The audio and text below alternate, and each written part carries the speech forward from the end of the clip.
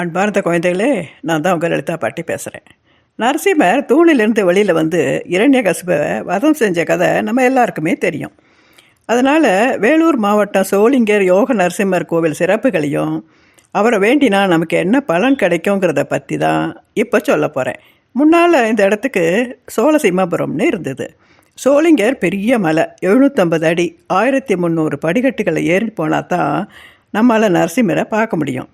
திருமங்கை ஆழ்வார், பேயாழ்வார் போன்ற ஆழ்வார்கள் நரசிம்மர் புகழ் பாடி மங்களாசாசனம் செஞ்ச திருக்கோவில். இந்த தளத்தில் நரசிம்மருக்கு அக்காரக்கனின்னு ஒரு பேர் இருக்குது. அது என்ன அக்காரக்கனி? கனின்னா பழம், அக்காரன்னா வெள்ளம்னு அர்த்தம். வெள்ளத்தை விதையாக விதைச்சி அதுலேருந்து வளரும் வெள்ளை மரத்தில் பழுத்திருக்கும் பழம் போல இனிப்பானவர். இந்த மலையில் விஸ்வாமித்திரர் ஒரு கடிகை நேரம் உட்காந்து தவம் பண்ணினதுனால வசிஷ்டர் வாயால் பிரம்மரிஷி பட்டம் வாங்கினாராம். கடிகைன்னா 24 நிமிஷம். ஜமதாக்கினி முனிவர், விஸ்வாமித்திரர், பரத்வாஜ முனிவர், கௌதம முனிவர், காஷிப முனிவர், அத்திரி முனிவர் போன்ற சப்த ரிஷிகள் யோக நரசிம்மரை பார்க்கணும்னு அவரை வேண்டி இப்போ இருக்கிற மலை மேலே உட்காந்து தவம் பண்ணினதுனால யோக நரசிம்மராக அவளுக்கு பிரத்யட்சமாக காட்சி கொடுத்து அருளினார். அதனால் அவரை அந்த மலையிலேயே பிரதிஷ்டை பண்ணி ஆராதனை பண்ண ஆரம்பித்தார். வருஷம் பூராவும் யோக நிலைமையில் இருக்கிற நரசிம்மர் கார்த்திகை மாதம் கண் திறந்து பக்தர்களுக்கு காட்சி தருவாராம். எல்லா அவதாரங்களையும் போல இல்லை இந்த அவதாரம். இரண்யகசிபு தன்னோட புள்ள பிரகலாதன் கொடுமைப்படுத்தின போதும் அவன் நாராயண நாமத்தையே சொல்லிட்டு இருந்ததுனால இரண்யகசிபு எங்கே இருக்கான் அவனோட நாராயணன் கேட்ட உடனே அவன் தூணிலும் இருப்பான் துரும்பிலும் இருப்பான்னு பதில் சொன்ன உடனே இதோ இந்த தூணில் உன்னோட நாராயணன் இருக்கானான்னு கேட்டதும் ஆமாம் இருக்கான்னு தன் மேலே நம்பிக்கை வச்சவனுக்கு உடனே காட்சி தந்து அருள் புரியணுங்கிற கருணை எண்ணத்தோடு அந்த சமயத்தில் எடுத்தது தான் இந்த நரசிம்ம அவதாரம். 10 அவதாரங்களில் ரொம்ப அழகான அவதாரமாக பராசர முனிவர் வர்ணிக்கிறார்.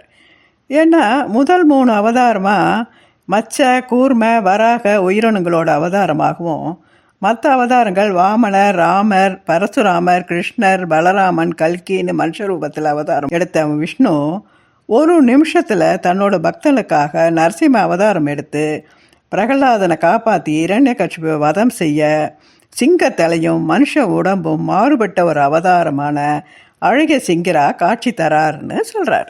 நரசிம்மரை பார்த்தாலே சில பேர் பயப்படுவா. ஆனால் கெட்ட எண்ணங்களோட பொறுத்தையாக இருக்க கெடுதல் பண்ணி நாம் செஞ்ச குத்தங்களுக்கு இன்னொருத்தர் மேலே பழி போடுறவாளுக்கெல்லாம் நரசிம்மரை பார்த்தா பயமாக தான் இருக்கும்.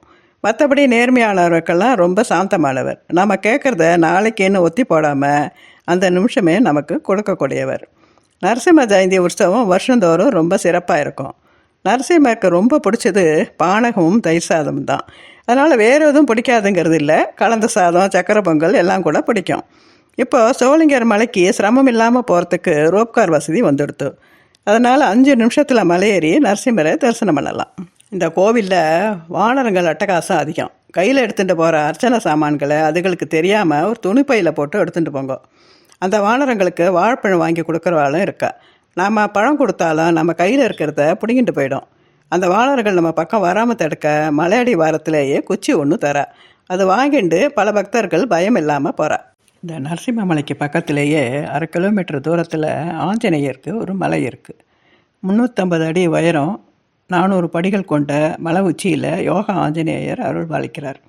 ஆஞ்சநேயர் ராம பக்தர்னு நம்ம எல்லாருக்குமே தெரியும். ஒரு சமயம் ராமர் அயோத்தியில் இருக்கிற எல்லாரையும் மோட்சத்துக்கு அழிச்சுட்டு போகிறேன்னு சொன்னதும், நான் ஒரு ராம பக்தன், ஆனால் மோட்சத்துக்கு போயிட்டா நீ நாராயணனை மாறிடுவ, என் உயிர் உள்ள வரைக்கும் வில்லேந்து ராமனா உன்னையே நடிச்சுட்டு பூமியிலேயே இருந்துறேன்னு சொன்ன உடனே அப்போ இங்கேயே தங்க போகிறேன்னு சோளிங்கர் மலையை சப்த ரிஷிகள் தவம் பண்ண வரப்போது கால, கேயர் என்ற அசுரர்களாக அவர்களுக்கு இடையூறு வரும், அதிலிருந்து அவளை பாதுகாக்கணும்னு சொல்கிறார். அவர் சொன்ன உடனே ஏற்றுண்டு பூமியிலேயே தங்கிடுறார். ஆஞ்சநேயருக்கு யோக நரசிம்மர் தன்கிட்டே இருந்து சங்கு சக்கரத்தை கொடுத்து இந்த சக்கரத்தால் இடையூறு பண்ணுறவாளை வதம் பண்ண சௌகரியமாக இருக்கும்னு சொல்லி கொடுக்குறார். அதனால தான் சங்கு சக்கரதாரியாக யோக ஆஞ்சநேயராக உட்காந்துருக்கார். ஆஞ்சநேயர் கண்கள் ரெண்டும் யோக நரசிம்மரோட திருவடியை பக்கத்தில் இருக்கிற சாளரம் வழியாக பார்த்தபடியே இருக்குமாம். சரி, இப்போ ஸ்லோகத்துக்கு போகலாமா?